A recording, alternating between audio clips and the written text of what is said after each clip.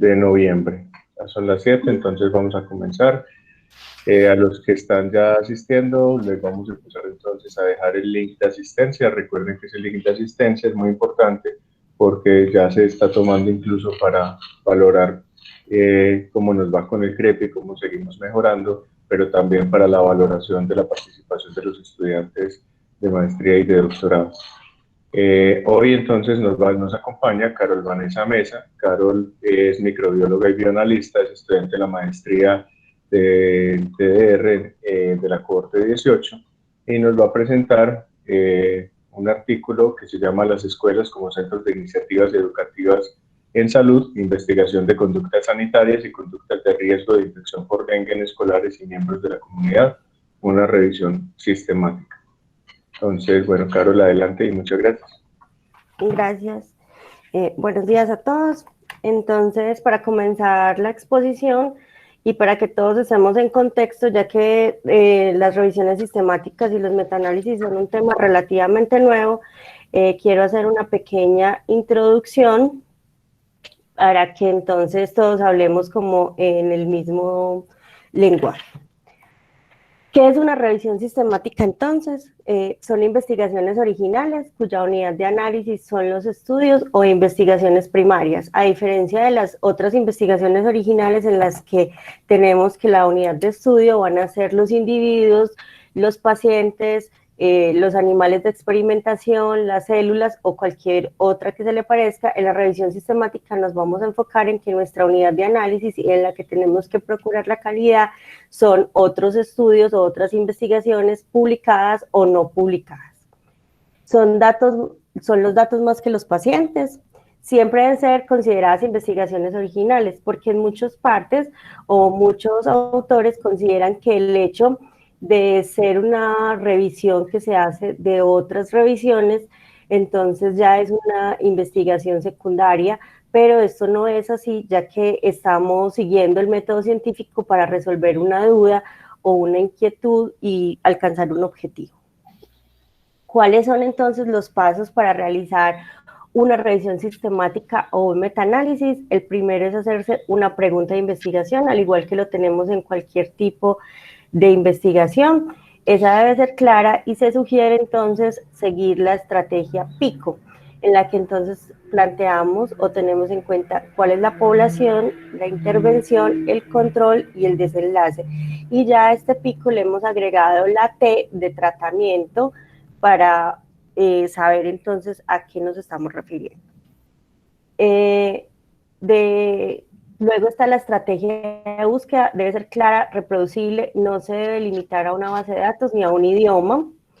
Debe localizar y seleccionar los estudios, debe haber una extracción de los datos de esos estudios, debe haber una evaluación de la calidad de la evidencia. Para eso entonces ya se han creado diferentes programas o diferentes estrategias, como son las herramientas para el riesgo de sesgo de Cochrane o las creadas también por GRADE, o tenemos incluso pues muchas otras. El análisis y la presentación de los resultados, de tal forma entonces que lo hace algo autóctono de la publicación que estamos realizando.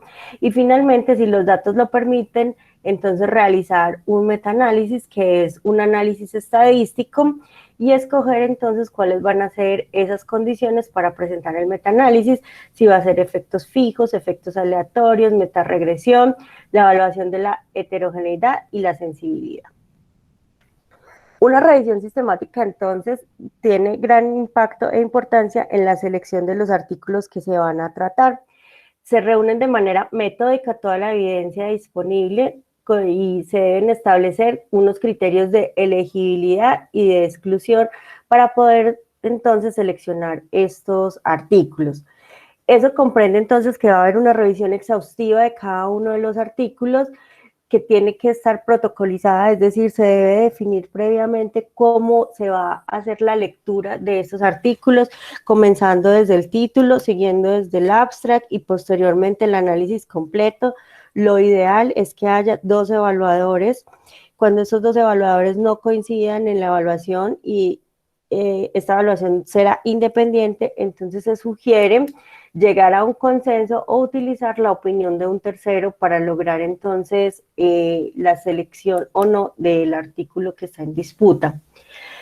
Lo que ustedes ven aquí es el resultado de una de las herramientas que se usa en el que entonces se evalúan los sesgos para poder hacer la selección final de un artículo.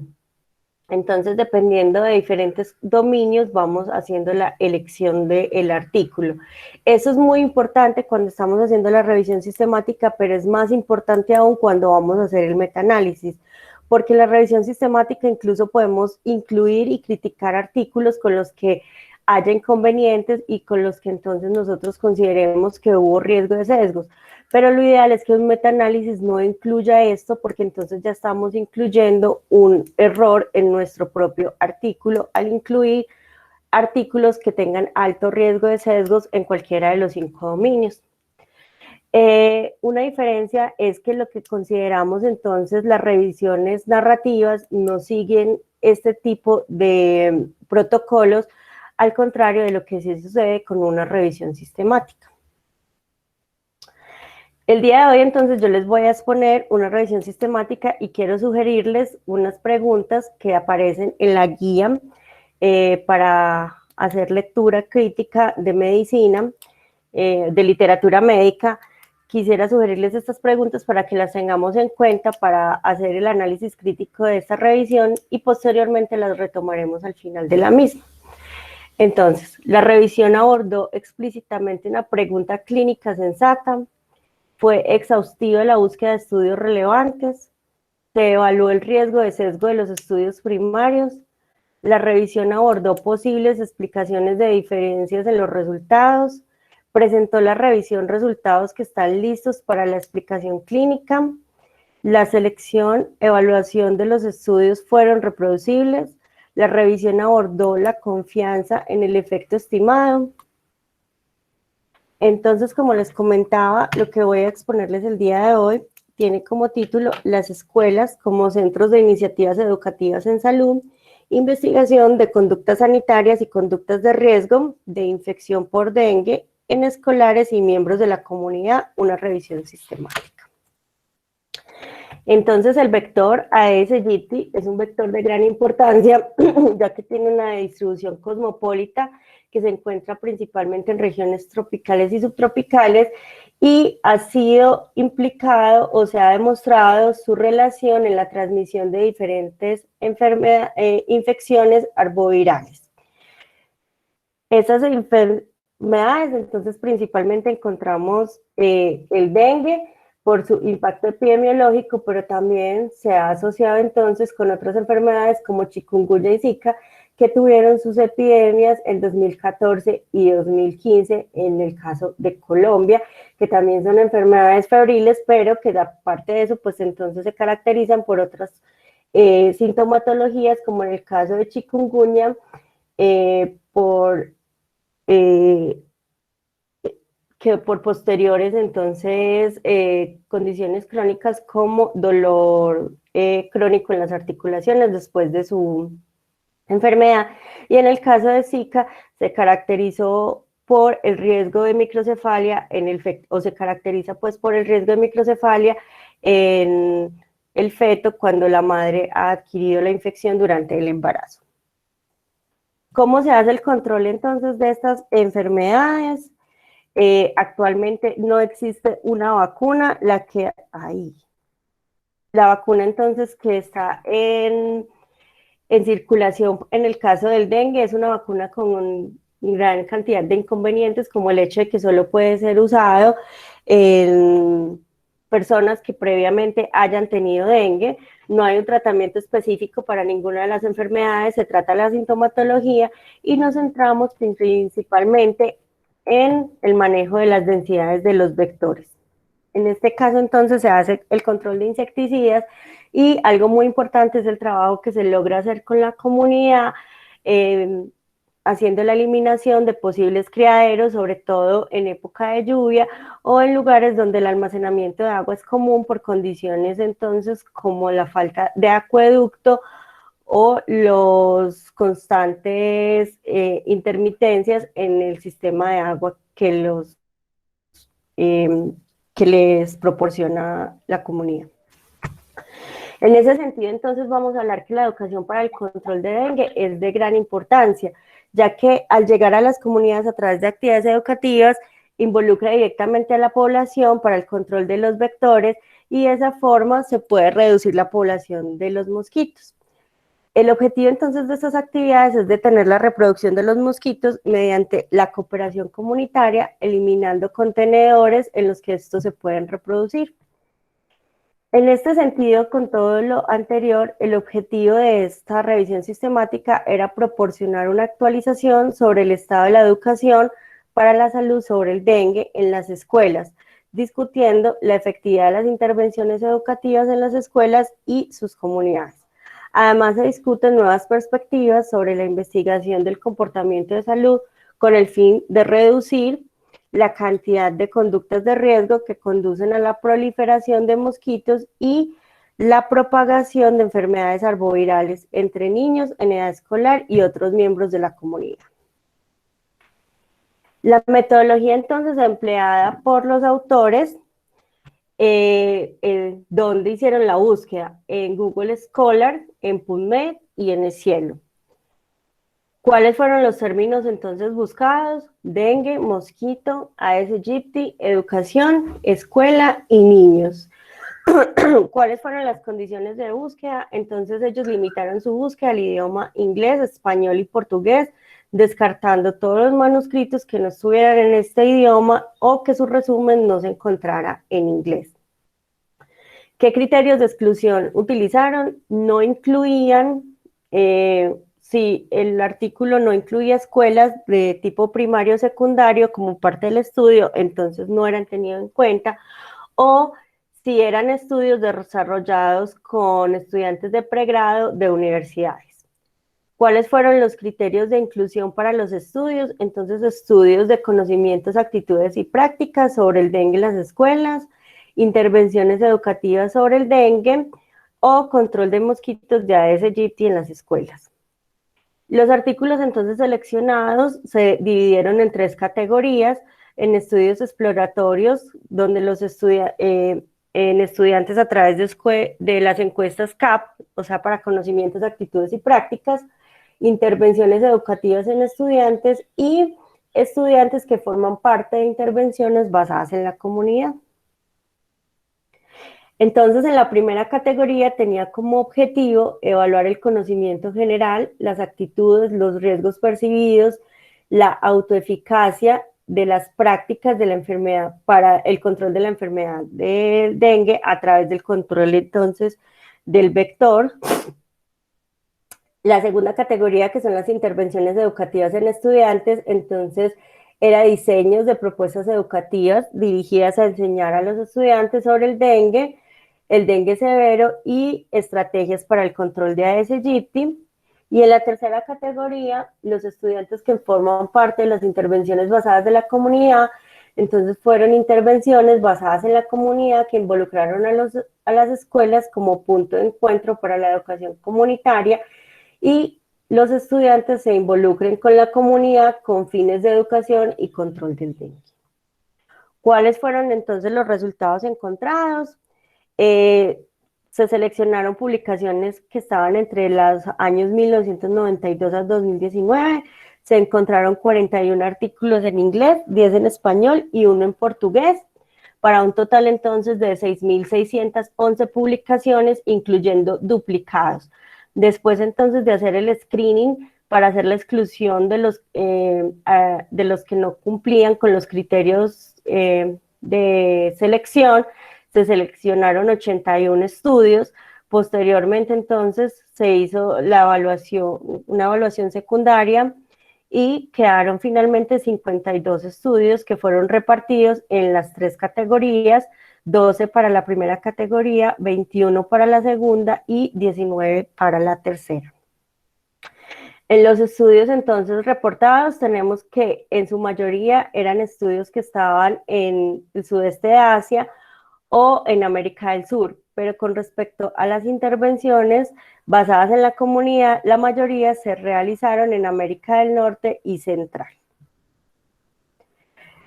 Tenemos entonces como resultado de los estudios exploratorios con la metodología CAP sobre dengue en estudios que se analizaron con puntuaciones de 1 a 100%, teniendo entonces que del 85 al 100 se consideraban como resultados buenos, del 60 al 85 como resultados satisfactorios y menor de 60 como un resultado malo.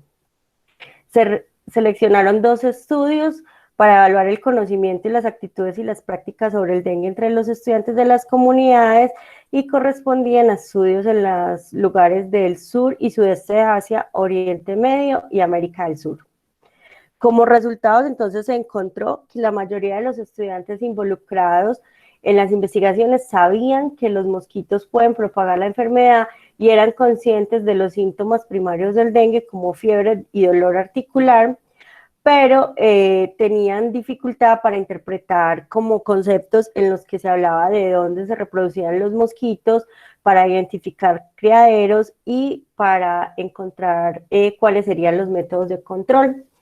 En general sí consideraban que el dengue era importante y consideraban que era un problema de salud pública, pero cuando se les preguntaba de quién era la responsabilidad, entonces ellos asignaban directamente esa responsabilidad a los gobiernos, a los entes gubernamentales, y asumían que eran ellos quienes tenían la obligación de realizar entonces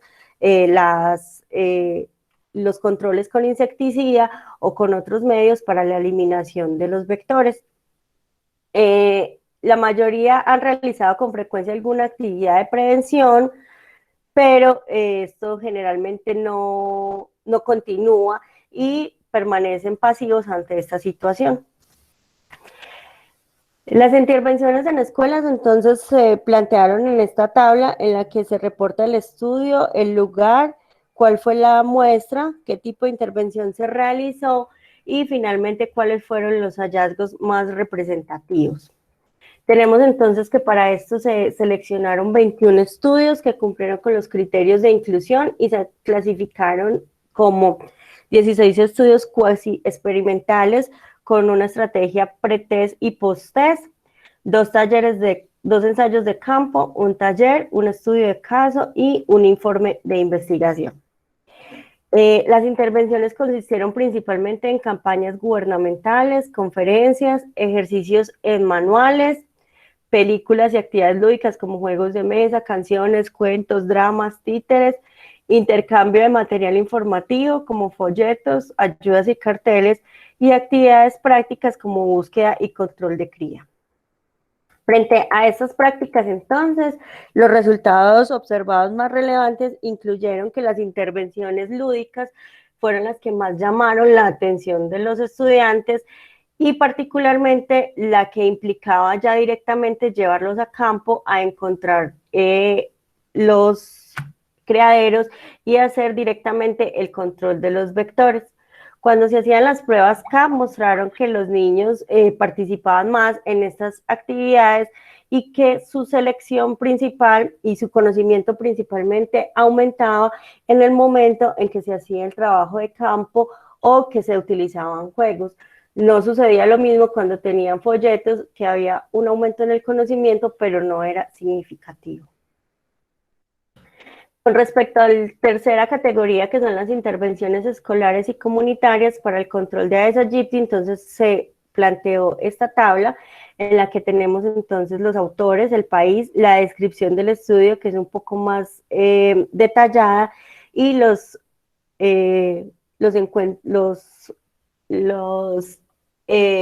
hallazgos relevantes. Entonces, por ejemplo, tenemos este estudio en México en el que el objetivo era identificar y probar métodos de control doméstico apropiados para contenedores claves, la creación de estrategia de educación, comunicación para la difusión y mensajes específicos, y que finalmente entonces se observó una disminución después de la intervención en los 3 índices entomológicos como casa, contenedores y bretón, con un descenso también de los contenedores alrededor de las casas. Hubo un aumento positivo en las puntuaciones de comportamiento después de la intervención, con un aumento significativo en el autoinforme del comportamiento con respecto a los neumáticos que se dejaban pues como desechos en diferentes lugares de la comunidad. Esta es otra en el que entonces se le enseña a las personas a utilizar una estrategia que las amas de casa reconocían como untadita, que es entonces la limpieza de los tanques con hipoclorito, en el que entonces se identificaba que el 35% de las amas de casa conocían el método conocido como untadita y que mostraban la necesidad de hacer un refuerzo con este método y proporcionarles a través de intervenciones directas en la comunidad. Con esto entonces se obtuvo que 19 estudios basados en la comunidad, 11 estudios no aleatorizados, ensayos controlados de grupo. Esas intervenciones comunitarias para el control de dengue entonces implicaban la comunicación masiva como anuncios publicitarios en televisión y radio, visitas domiciliarias de trabajadores en salud, estudiantes para la promoción de la salud, talleres de educación sobre el dengue en las escuelas, iglesias, parques, etc. Y 2 intervenciones comunitarias que probaron estrategias novedosas como era el uso de copépodos, que es la utilización de una especie de parásito dentro de parásito que es dañino para las larvas dentro de los contenedores, y una técnica de limpieza de los tanques con agua para eliminar los mosquitos. ¿Cuáles fueron entonces las conclusiones? Ellos concluían que las intervenciones basadas en la comunidad, que incluyeron las diversas estrategias mencionadas anteriormente, mostraron en su mayoría una buena efectividad en términos de mayor conocimiento y de buenas prácticas. Por ejemplo, limpieza de patios traseros, eliminación y control de contenedores. Esto es muy importante. Lo que se evaluaba en casi todos los estudios, o lo que ellos analizaron, es que todos los estudios hacían una evaluación pre y post-test. Entonces, esto lo hacían con respecto a los conocimientos adquiridos en la comunidad y se observaba esta mejoría con respecto al conocimiento. El papel principal de las escuelas, más que entonces enseñar, era el ser un lugar de reunión.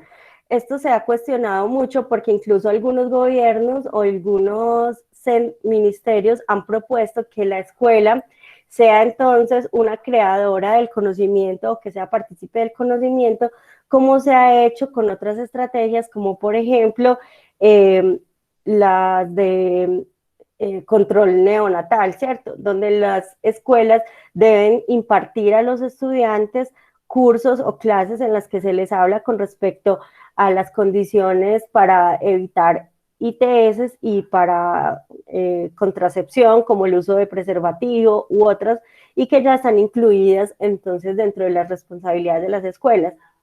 En ese sentido, también se ha propuesto que la escuela, más que un lugar de reunión, también sea un lugar para brindar educación con respecto al autocuidado de la salud, no solamente en estas enfermedades comunitarias, sino también en cualquier otro tipo de enfermedades como la educación con respecto a la salud en general, como una buena alimentación, una vida sana y las condiciones entonces ideales.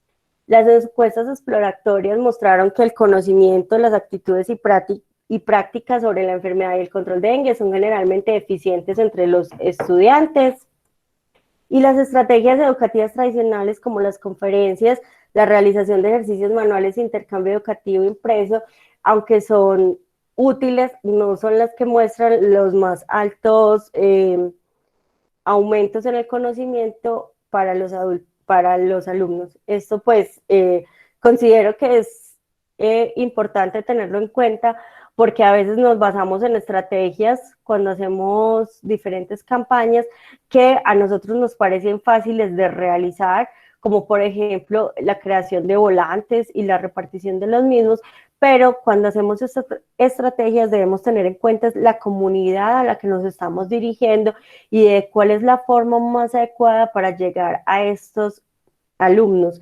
En este caso eran niños de primaria. Considero que pues era completamente entendible que ellos prefirieran una canción o unos títeres, una película, teatro o incluso ir a campo, ya que son niños que están en una edad curiosa en la que buscan entonces actividades que aumenten esta imaginación que ellos están constantemente utilizando. A pesar que los estudiantes logran incrementar sus conocimientos, actitudes y prácticas relacionadas con el dengue a través de una intervención educativa, se carece de evaluaciones a largo plazo. Entonces vamos a ver que las intervenciones sí aumentan el conocimiento, pero no hay claridad con respecto a si la intervención ayuda al control de dengue, ya que estas intervenciones como máximo se evaluaban por 3 meses, pero posterior a ellos no hay una evaluación que nos permita identificar si continúa las actividades en ellos, si entonces sigue el conocimiento aplicándose en sus comunidades o estos son dejados a un lado, que es uno de los grandes problemas que se ha encontrado al aplicar estrategias para el control de dengue. Muchos autores discuten entonces que una intervención, cualquiera que sea, para el control de dengue, debe contar con el apoyo de la comunidad, ya que no estamos hablando de que es algo que afecte al individuo, no estamos pensando como cuando le decimos al paciente que se debe aplicar una insulina para la diabetes y que solo lo afecta a él. Cuando hacemos intervenciones en la comunidad y les estamos explicando la importancia entonces de no proporcionar criaderos para que los aedes, las mosquitas aedes dejen los huevos, estamos hablando de que esto puede afectar a la comunidad, de que si entonces en el segundo piso de la casa hay materas o condiciones ideales para esto, también puede afectar a los vecinos del segundo piso y a los de las casas laterales y posteriormente pues esto va afectando al total de la comunidad, del barrio, de la comuna. Entonces en este sentido es importante que estas intervenciones se mantengan y cuenten con el apoyo de la comunidad. La semana pasada, entre jueves y viernes, se realizó un simposio para el control, un simposio para el control entonces de vectores en Cali y uno de los autores, de los expositores, hablaba de la importancia de las estrategias combinadas y en conjunto, ya que no es posible pensar en una estrategia única y que era también muy importante que todas estas estrategias contaran entonces con la participación de la comunidad, porque se había observado que cuando la comunidad dejaba de estar presente en estas intervenciones, entonces las intervenciones comenzaban a decaer o comenzaban entonces otra vez a verse el aumento de los índices larvarios y posteriormente a verse entonces la aparición de casos de dengue o de Zika o chikungunya en el caso como de Cali, que todavía tenemos gran presencia de Zika. El objetivo principal entonces de cualquier programa de educación para la salud es un cambio en el comportamiento, lo que yo les decía, que sea real y no solo un aumento del conocimiento, es decir, no es suficiente con que las encuestas CAP nos muestren que ha aumentado el conocimiento, sino que necesitamos observar cambios reales. En ese sentido, entonces, estas intervenciones en las que se llevaban a los niños a campo eran muy importantes porque se colocaban directamente en la comunidad a ver una situación real con respecto a esto. Considerar más factores ambientales que pueden ayudar en la construcción de modelos eficientes del comportamiento de salud.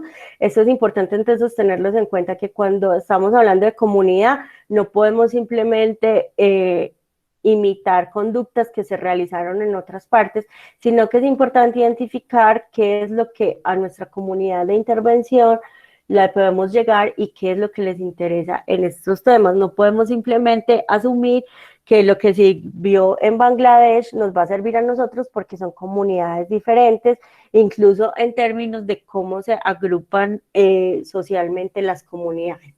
El diseño de intervenciones comunitarias bajo el enfoque ecológico es necesario para lograr un cambio de comportamiento real y sostenible para el control de dengue, sobre todo la parte de sostenible, por lo que yo les comentaba que estos comienzan, pero al disminuirse el interés de la comunidad porque desaparecen los casos o porque ya ven todo muy bien, entonces también desaparecen las conductas adecuadas frente a esto. La mayoría de los hallazgos obtenidos en estos estudios enfrentan limitaciones de validez y confiabilidad y la generalización porque casi todos se realizan utilizando metodologías cualitativas o diseños cuasi experimentales con muestreo de conveniencia de una población. Retomamos entonces las preguntas. La revisión abordó explícitamente una pregunta clínica sensata. La pregunta como tal no estaba explícita o escrita, pero pues el tema sí es un tema de interés, es un tema sensato que requiere de investigación. ¿Fue exhaustiva la búsqueda de estudios relevantes? No. Los autores no incluyeron revistas o directorios de interés como es...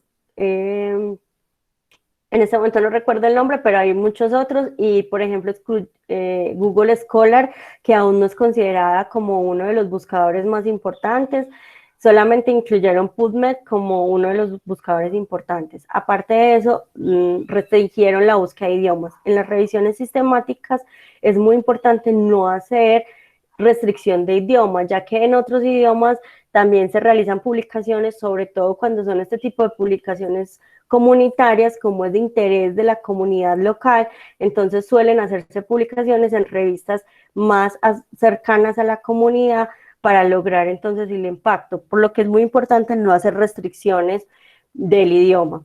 ¿Se evaluó el riesgo de sesgos? No, ellos no hacen una estrategia adecuada para la evaluación de los artículos, por eso incluso me parece prematuro o arriesgado la conclusión que ellos sacan en la que dicen que los artículos utilizados tenían grandes cantidades de sesgos, porque ellos no presentan una evaluación de cómo evaluaron estos sesgos, no utilizaron estrategias estadísticas, a pesar de que sean evaluaciones observacionales, se puede hacer o se debe hacer una evaluación de los sesgos de forma adecuada para poder entonces determinar si los artículos que estamos incluyendo dentro de nuestra revisión sistemática sí son los adecuados. Si ustedes ven, ellos incluyen cualquier tipo de artículo. Tenían incluso artículos entonces que incluían estrategias como el uso de los secópodos, que es otro tipo de intervenciones. Entonces, realmente no fueron organizados y exhaustivos con su revisión bibliográfica,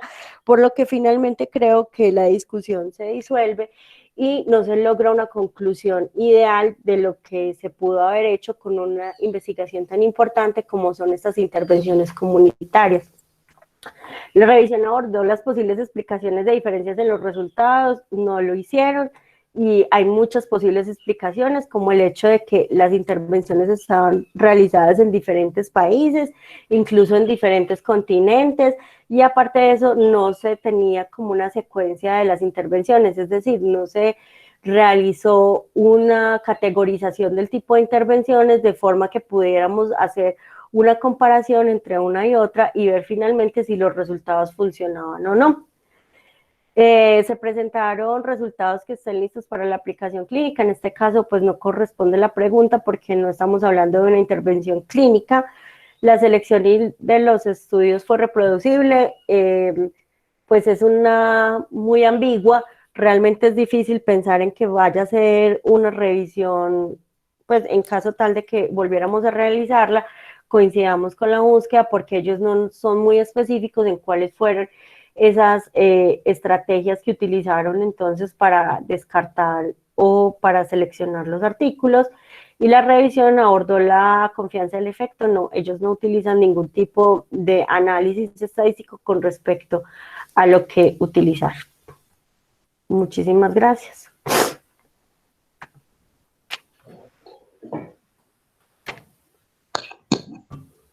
Bueno, gracias, Carol. Gracias por la presentación y por el análisis también que haces entonces acerca del artículo. Adicionalmente, pues por la introducción que hiciste acerca pues, de la importancia de las revisiones sistemáticas y de qué es realmente lo que pretenden estas revisiones y por qué pueden ser bien utilizadas y cuando siguen el método, pues son una estrategia de investigación muy importante para resolver preguntas de investigación de verdad confiables.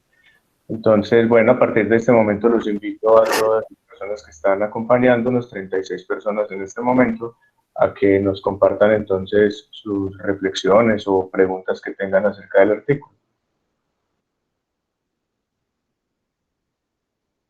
Mientras se animan, yo sí quisiera enfatizar en algo de lo último que mencionó Carol acerca del artículo. Yo creo que las revisiones sistemáticas, como dijiste, pues tienen una importancia grande en todo lo que tiene que ver con resolver las preguntas de investigación que tenemos y precisamente pues recogen de manera sistemática las situaciones con respecto a los estudios que se han hecho. Sin embargo, el hecho de que un estudio se llame revisión sistemática, pues no siempre es la sistematicidad está. A mí personalmente me quedaron algunas dudas frente al artículo con respecto o a la revisión que hicieron pues los autores con respecto a definir incluso a priori pues realmente cuáles eran los estudios que iban a seleccionar y los que seleccionaron finalmente. Yo creo que uno de las revisiones sistemáticas debería tener eso muy claro desde el principio para saber cómo enfocarse precisamente frente a la pregunta que se está haciendo y frente a la intervención y la comparación que quiere valorar, porque si no, pues termina metiendo reportes de casos, estudios que de pronto no tienen un nivel de evidencia fuerte y que pueden de alguna manera enrarecer las conclusiones. De hecho, ellos no veo que muestren la situación de la comparabilidad entre los grupos tan diversos que hay en esta revisión en cuanto a las características clínicas, por ejemplo, de las personas o de los estudiantes pues, que recibieron la intervención o de los grupos que recibieron la intervención. Y creo que eso es muy importante mostrarlo para uno tratar también como de tener conclusiones alrededor de lo que está valorando. Claro que sí, Juan Carlos. Mira que no sé si tú estuviste en las otras exposiciones que hemos hecho en la línea, donde han sido más exhaustivos en la explicación de cómo seleccionar los artículos e incluso utilizan las estrategias Gray o Cochrane para poder hacer la selección de los artículos. Ellos acá finalmente concluyen simplemente que había sesgos, pero no nos muestran esa evaluación de sesgos, porque desde el inicio no nos muestran tampoco cuál fue la estrategia de selección. Eso es muy importante, pues como ustedes saben, nosotros actualmente estábamos viendo un curso sobre revisión sistemática y metaanálisis en la Corte 18 y los profesores nos recalcaban mucho la importancia de previamente hacer un protocolo, o sea, no es como llegar y hacer la búsqueda y lo que encontré, sino definir muy claramente la pregunta y con esa pregunta centralizarnos en el objetivo y escribir el protocolo de selección de artículos. Es decir, algo tan básico como cuántas personas van a realizar la evaluación del artículo, si son 2 personas, que se hace de forma independiente, cuál es la estrategia que se va a utilizar, si no se van a utilizar las estrategias Gray o Cochrane, entonces si se va a crear un formulario propio para hacerlo, que también es válido, porque por ejemplo las estrategias Gray y Cochrane se basan mucho en estudios experimentales de tipo intervención, entonces a veces no se te van a acomodar a un estudio observacional, pero eso no quiere decir que un estudio observacional no se le pueda hacer una revisión sistemática, es completamente válido. Lo adecuado es que la selección de los artículos vaya protocolizada adecuadamente. Eso es lo más importante, que el protocolo para la selección de los artículos esté presente y eso es lo que define una revisión sistemática. No es a conveniencia que escogemos los artículos como parece en este. Pues o a mí me dio la impresión de que ellos los escogieron a conveniencia porque incluso limitaron el idioma a su facilidad de lectura. Sí, la sistematicidad tiene que cumplirse en este caso. Profe Juan Fernando, está pidiendo la palabra. Bienvenido. Estudiantes y profesores, muy buenos días. Agradezco a Caro la presentación. Juan Carlos, muchas gracias por la moderación de la actividad. Varias consideraciones son necesarias. Lo primero es, ¿cuál es el alcance real de este tipo de revisiones y bajo qué modelo de evaluación de la calidad lo vamos a configurar? Carol, si ya se tienen situaciones en donde la heterogeneidad puede ser un problema en el contexto de la prueba de la eficacia y la seguridad terapéutica vinculada a un fármaco o un procedimiento. Imagínese usted cómo abordar las cuestiones de la heterogeneidad cuando las intervenciones están enfocadas unas desde el punto de vista comunitario, otras desde el punto de vista individual. y cómo hablar de una pregunta pico que establece los criterios esenciales que orientan la formulación de la pregunta para el establecimiento de toda la ruta de la revisión sistemática con la perspectiva de poder metaanalizar unos datos para la obtención de una medida agregada del efecto en un contexto en donde una cosa es ir a la escuela, qué tipo de intervención se aplicó, cuál era el énfasis, si estaba en videos, en el componente de participación con la comunidad, a diferencia de cuando estaba un profesor con los estudiantes. Nosotros hemos encontrado en la línea situaciones desde el punto de vista de tener que limitar el alcance cuando hacemos la revisión de este tipo de material, porque, Carol, para la prueba de la efectividad de una intervención, muy lejano, porque el cumplimiento de criterios con las situaciones que ha señalado como debilidades es algo que debería considerarse. Yo creería que hay que bajarle el nivel porque por incumplimiento de situaciones, dígame uno cómo valorar el riesgo de sesgos cuando las estrategias basadas en prueba de eficacia y seguridad le confieren altísimo valor a las cuestiones inherentes con la asignación aleatoria, con la comparabilidad de los sujetos. Entonces, por fuera de contextos, en diseños de investigación epidemiológica, donde estos procedimientos no hacen parte de la modalidad de configuración de grupos, incluso en muchas ocasiones, como lo es en el cuasi experimento, ni siquiera se pretende la configuración de un grupo para comparación, sino la estrategia del antes y el después. Entonces, a mí me parece que uno puede ponerle una guía de medicina basada en la evidencia, que está apostándole a la prueba de eficacia y seguridad y a los criterios que configuran el estándar de valoración del riesgo de comisión de sesgos a este tipo de trabajos, verdaderamente es una situación que queda muy mal parado. Cuando hacemos el análisis de este material, porque mire, Carol, el componente exploratorio, más enfocado al conocimiento, las actitudes y las prácticas, y digamos el componente más del mundo de la efectividad, que da una referencia de estrategias diferenciales que se pueden abordar comunitariamente o en los sujetos para poder hacer un control y obtener unos efectos en condiciones de la transmisión de esta enfermedad. Entonces, llamar la atención acerca de cuándo aplicamos o no una guía para un modelo de presentación de un esquema. A mí me da más la impresión que es una revisión que adelantaron en función de diferentes estrategias.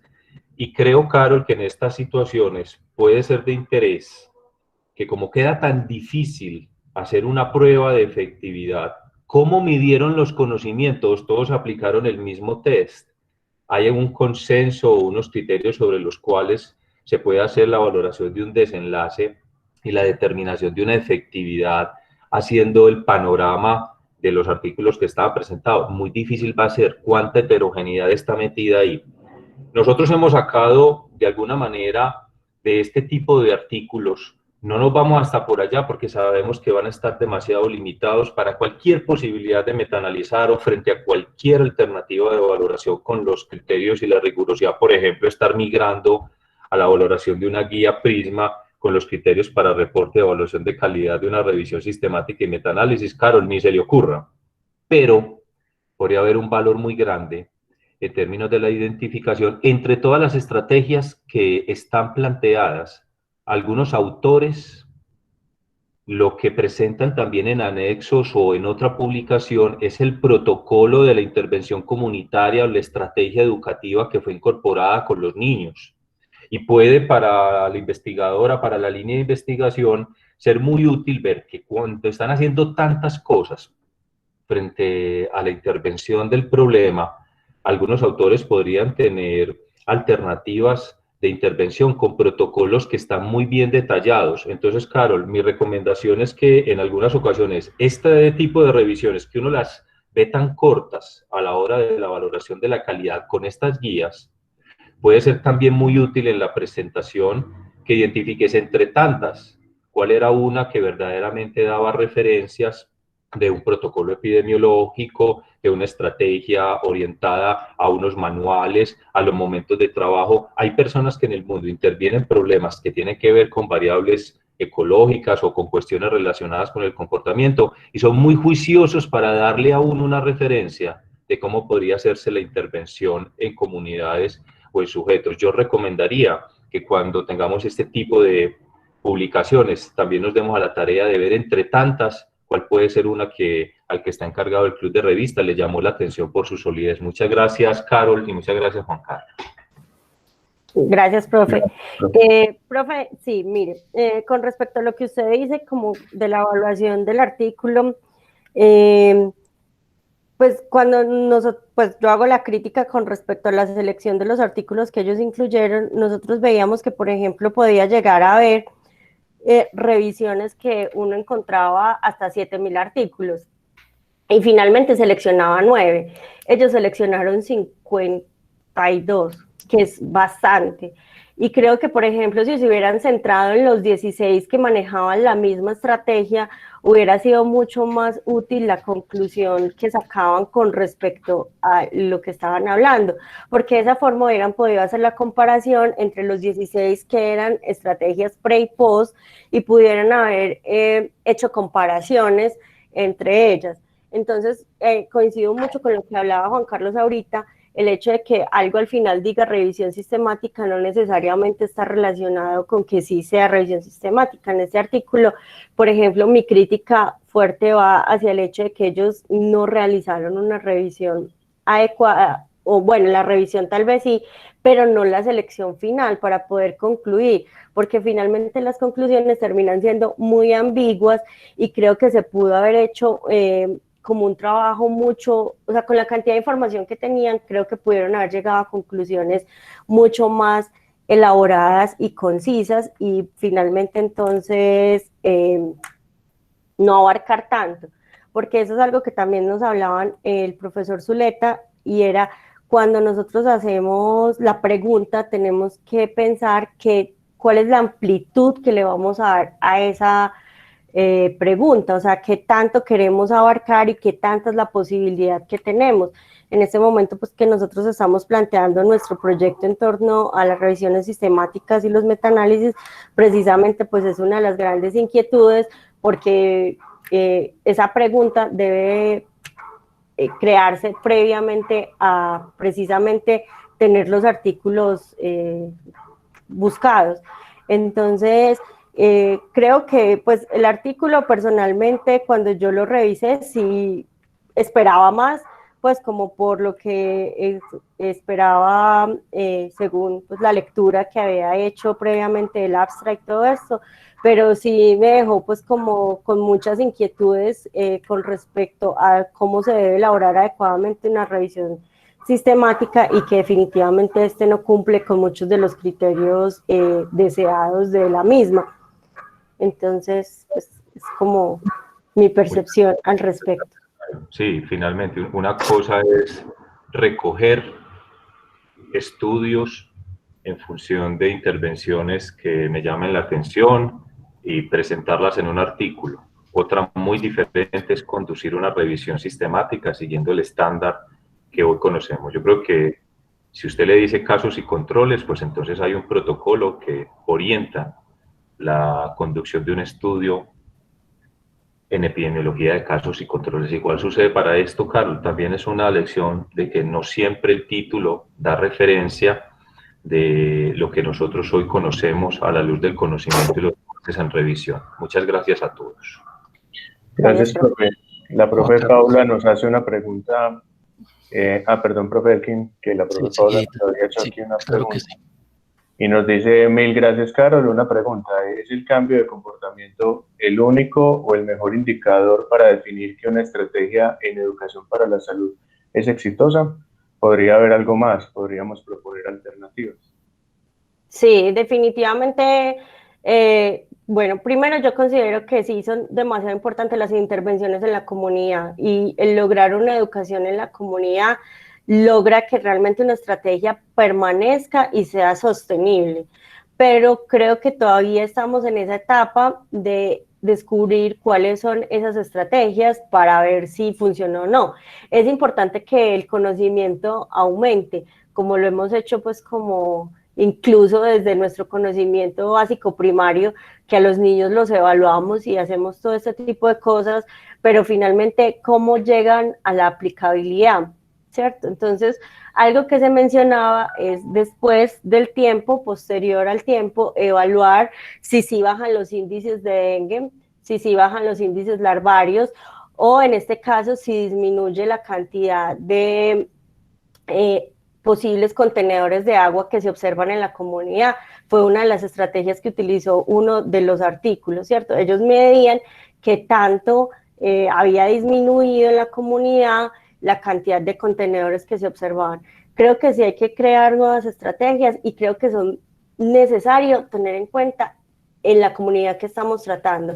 No es lo mismo que nosotros hablemos de dengue en el poblado, en una zona donde lo que más va a abundar entonces son las matas o las zonas verdes, a que hablemos entonces de ¿cómo se llama? De una comuna en la que lo que vamos a ver son las llantas, las cocas, o donde la gente tiene que recoger agua porque entonces necesita para su consumo.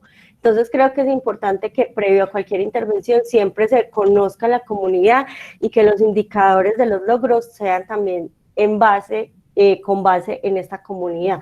No solamente entonces, como lo que yo les decía, no podemos pensar que porque sirvió en Bangladesh va a servir en el barrio París de acá de Medellín. O sea, tenemos que enfocarnos en el contexto en el que estamos cuando estamos haciendo intervenciones en comunidad, conocer nuestra comunidad, no simplemente llegar y aplicar estrategias de otra parte porque eso funcionó. Eso funciona hasta en el laboratorio. Uno va a hacer una PCR y no puede llegar y coger un artículo y usarlo de una, porque hasta la condición del aire ya nos cambió el resultado de nuestra PCR. Siempre hay que estandarizar los métodos. Creo que en ese momento son estrategias que están por construir. Entonces, yo pensaría que una forma de medirla es yendo a la comunidad tiempo después y viendo si se mantienen las condiciones de... Porque tampoco podemos esperar que solo porque la comunidad intervenga, entonces ya bajaron los índices de dengue, porque de todas formas hay otras condiciones inherentes a esto. Gracias, Carol. Profe Elkin, tenía una intervención.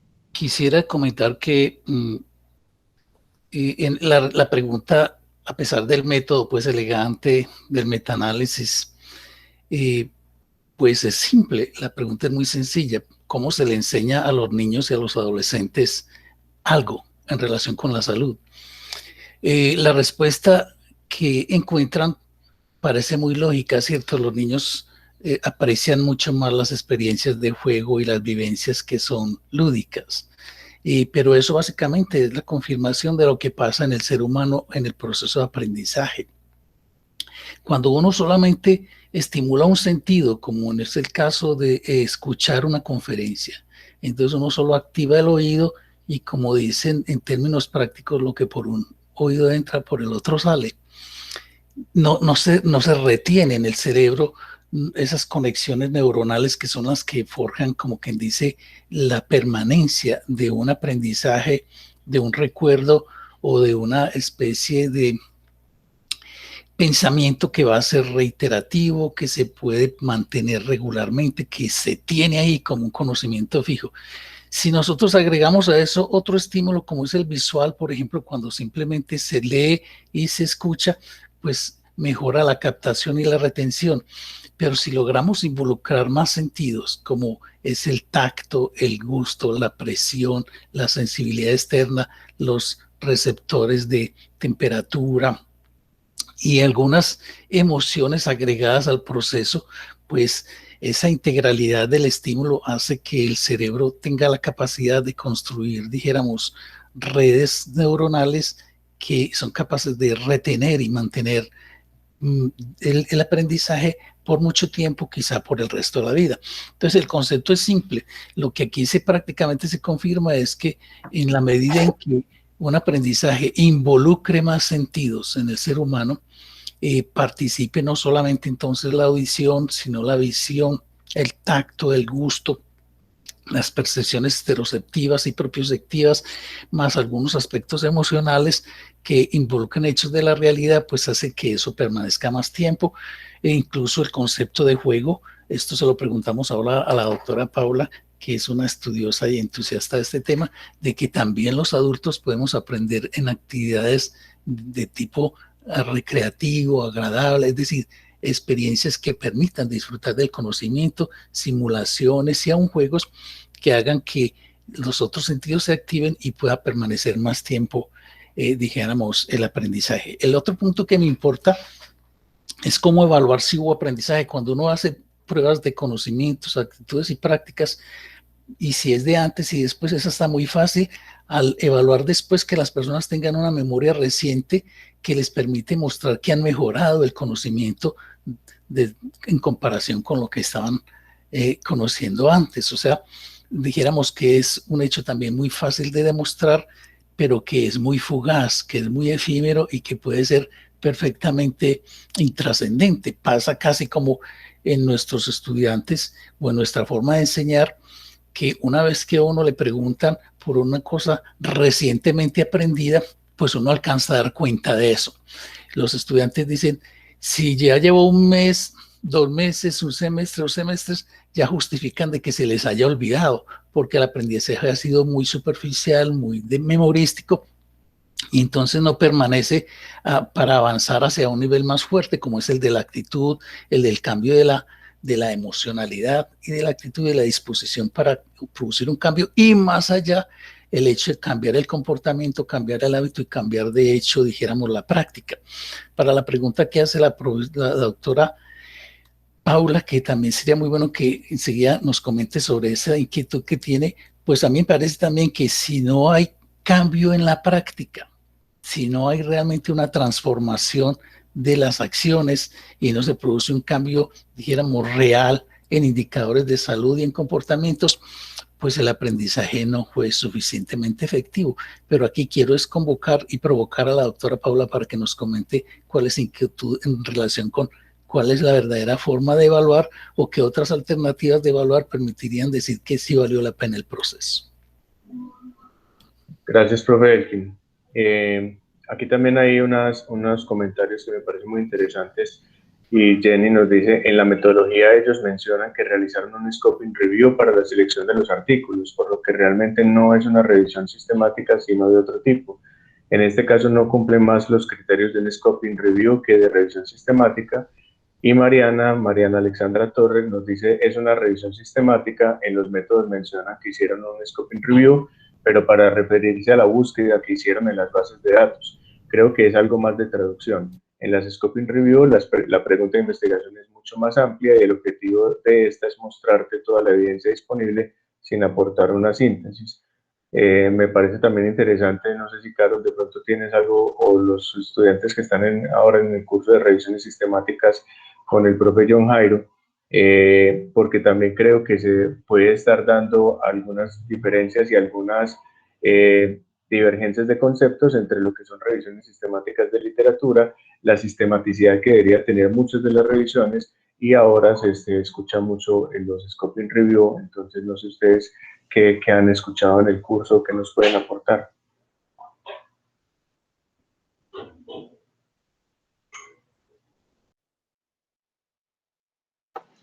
Hola, buenos días.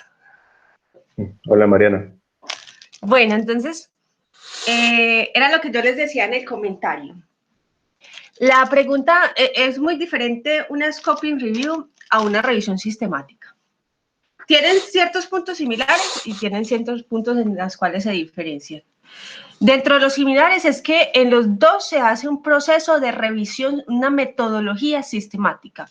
Es decir, se va a buscar la información de una forma, por así decirla, sistemática. Sí, entonces en esa parte van a ser similares. En cuanto a las cosas que no son similares, es primero la pregunta de investigación.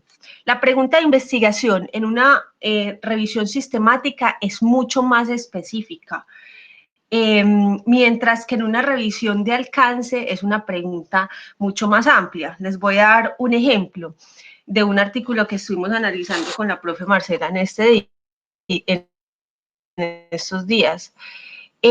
Miramos una Scoping Review acerca de cómo era el tratamiento de la antituberculoso en adultos mayores. ¿Cuáles eran los esquemas y cómo se implementaba el tratamiento de la tuberculosis en adultos mayores? Entonces ustedes ven que esa pregunta de investigación es muchísimo más amplia, que no tiene que tener necesariamente una estructura de una pregunta pico, mientras que para las revisiones sistemáticas ya se centran en un tema mucho más específico, en este caso, digamos, en el artículo presentado hoy, que son las intervenciones comunitarias en niños, pues para lo del control del dengue. La otra cosa que se diferencia es que obligatoriamente en una revisión sistemática uno tiene que hacer toda la evaluación del riesgo de sesgos, y eso va a depender, dependiendo de los diseños del estudio incluidos, que hay ciertos formatos para eso.